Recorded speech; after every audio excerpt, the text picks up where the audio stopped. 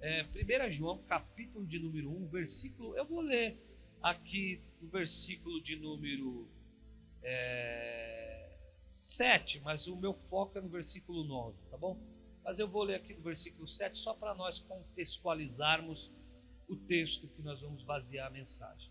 Está escrito assim, 1 João 1, versículo 7, mas se andarmos na luz, como Ele está na luz, temos comunhão uns com os outros, e o sangue do seu Filho Jesus Cristo nos, aqui santifica, em outra palavra, e nos purifica, né? Acho que aqui deve estar purifica, nos santifica ou nos purifica de todo pecado, ou nos limpa de todo pecado. Olha lá, pode ver que ele está falando a mesma coisa. Se dissermos que não temos pecado, versículo 8, andamos em trevas e nos enganamos a nós mesmos, e a verdade não está em nós. Agora, olha o versículo de número 9. Mas se confessarmos os nossos pecados, Ele é fiel e justo para nos perdoar os pecados e nos purificar de toda maldade.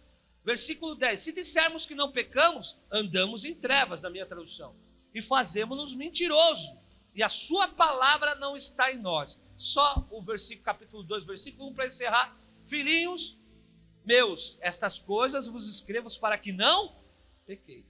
Mas, se porém acaso acontecer, né, se acontecer de alguém pecar, aí ele fala aqui, para que não pequeis. Mas se alguém pecar, temos um advogado, aleluia, diante do Pai, Jesus Cristo, o justo. Amém? Então hoje eu quero pregar sobre a confissão e a sua importância. Irmãos, eu vou te falar uma coisa, uma verdade. Pela misericórdia de Deus, eu estou indo para 29 anos no Evangelho, né? 27 mais ou menos servindo no ministério. Deus me chamou muito rápido. Estou falando de 29 anos no Evangelho, né? A minha vida, eu falo que meus filhos, né, eles nasceram tudo, pariram tudo no púlpito, né? A Liz mesmo em 15 dias estava na igreja. Então assim, nossa vida é dentro da igreja. E uma coisa que eu estava parando para analisar, que me surpreendeu mesmo. E tem vezes que nós, por sabermos, acabamos pecando de não ensinar. E durante 29 anos que eu sirvo a Deus, eu nunca ouvi uma pregação sobre confissão de pecados. Quem aqui ouviu? Estou falando uma pregação, tema sobre isso, não passar pela pregação. Olha que coisa. E é um tema de suma importância para a nossa vida diante de Deus. Vou te falar que não existe vida cristã sem confissão de pecado. Não existe novo nascimento sem confissão de pecado. Não existe vida com Deus sem confissão de pecado. E eu quero fazer algumas perguntas para você e para mim. Porque nós, você vê como que é escasso o tema, e nós passamos por cima e acabamos errando. E se prejudicamos demais. Porque você vai ver que é muito sério o assunto e muito importante para nós termos uma vida diante de Deus. Agora, eu vou fazer aqui algumas perguntas para você e para mim. Primeiro, vamos lá. Você tem confessado os seus pecados? Primeira pergunta. Segunda pergunta, você faz isso da maneira certa? Terceira pergunta, você sabe o que implica não confessar os seus pecados? Quarta pergunta, você sabe o que afeta a sua vida espiritual a respeito desse assunto? Como que é importante na sua vida espiritual esse assunto? Com que frequência você tem confessado os seus pecados? Irmãos, e olha que é tão interessante que João, ele vai falar sobre este assunto e vai nos mostrar a importância de nós confessarmos os nossos pecados. E você vai ver que aqui andar na luz, se nós andarmos na luz como Ele na luz está, nós temos comunhão uns com os outros, e o sangue de Jesus Cristo nos purifica de todo pecado. Está falando que uma vida de confissão é uma vida na luz. O contexto quer dizer isso. Está querendo dizer que se eu não confesso os meus pecados diante de Deus, a minha vida está em trevas. E se eu digo que não tenho pecado, piorou ainda.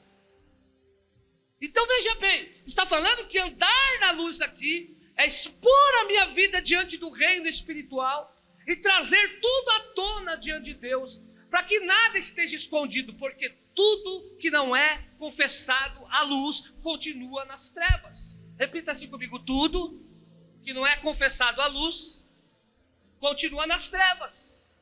O primeiro efeito de Adão foi se esconder, tentar se vestir com roupas, fazer de folhas roupas, até que Deus trouxe à luz o erro dele, e ele viu que ele estava nu, e aí Deus vestiu ele. Você não pode se vestir do seu pecado, só Deus pode vestir você do seu pecado, só Deus pode tampar a sua vergonha. E aí você vai ver então que João, ele vai falando sobre esse assunto, e é de suma importância para a nossa vida espiritual. E aí ele vai por uma condicional, irmãos, uma condicional que para mim pesa demais no texto aqui, porque está escrito: mas se confessarmos os nossos pecados. Isso daqui é uma conjunção de verbo de condição.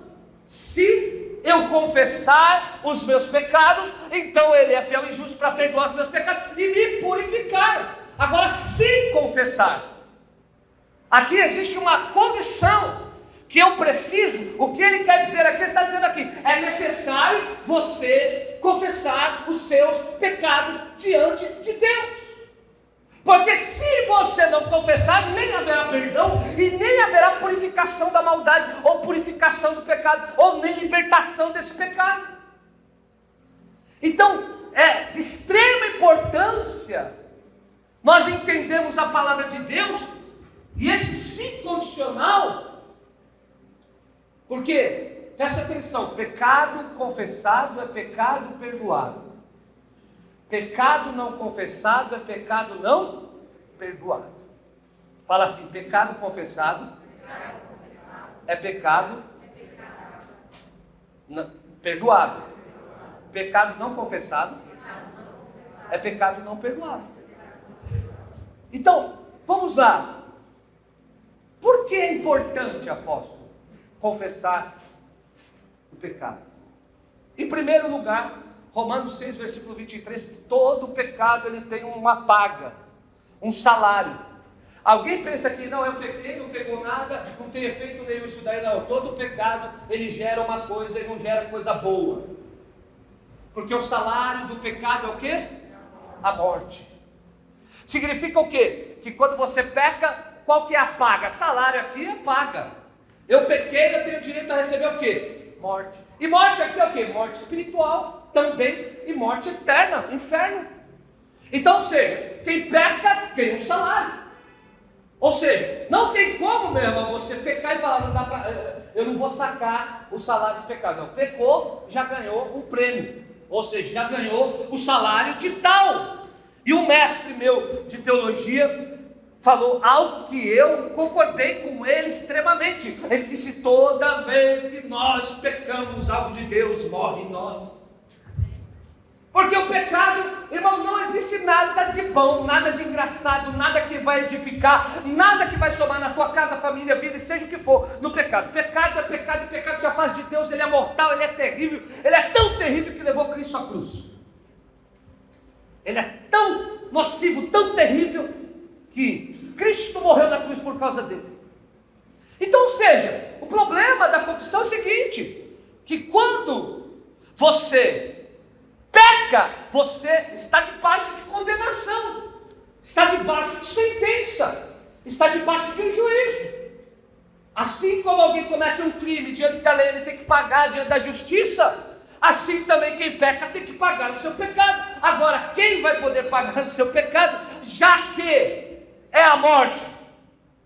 E nem a nossa própria morte poderia nos purificar de tal. E aí que nós temos que entender a essência do Evangelho. Aí que nós vamos entender a essência da palavra de Deus. Aí está a essência da palavra. Porque todos nós, a Bíblia diz, todos pecaram e carecem da glória de Deus, e destituídos foram da glória de Deus. Ou seja, todos os homens erraram e pecaram. É por isso que João está dizendo: quem falar aqui que não tem é mentira. Todos os homens já ofenderam a Deus de alguma maneira. E agora o homem tem que pagar por isso através da morte. Mas se nós fôssemos pagar para a morte, todos nós estamos condenados para o inferno. Mas é aí que entra Jesus Cristo, aleluia, para morrer em teu lugar e pagar o preço do teu pecado naquela cruz, levando sobre si verdadeiramente. Ele tomou sobre si os nossos pecados e as nossas iniquidades levou sobre si, e o castigo que nos traz a paz estava sobre ele. Aleluia! Então, por que é importante confessar? Porque quando você confessa, segundo está escrito em Romanos capítulo 5, versículo de número 1, está escrito assim: justificados, pois, pela fé, agora nós temos paz em Deus por meio de Cristo Jesus. Significa o quê? Agora você vai entender o que é justificação pela fé, porque tem gente que nem sabe o que é a palavra justificado. A palavra justificado significa sem culpa. Fala assim: justificado sem culpa. Porque nós éramos culpados. Por quê? Pecamos. Mas quando nós se arrependemos e confessamos o nosso pecado pela fé, aí nós somos declarados sem culpa diante de Deus, porque Jesus Cristo morreu por seus pecados, pagando um alto preço da morte, para que você tivesse a vida. Aleluia! Então, quando você confessa diante de Deus, você está tirando a sentença de sobre si e colocando sobre alguém que já pagou o preço, sobre Cristo.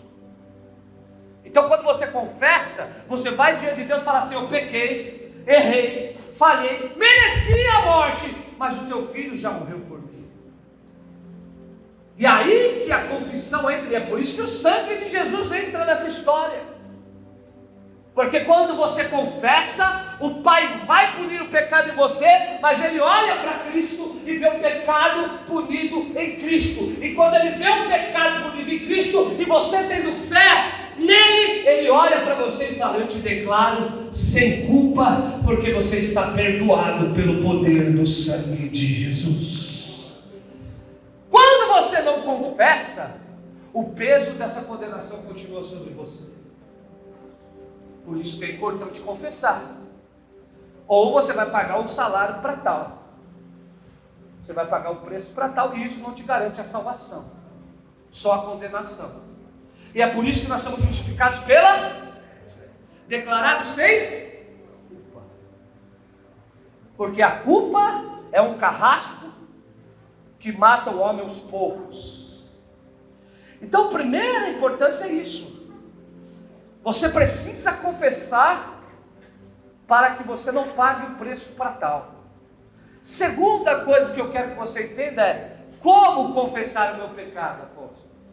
Como confessar? Né?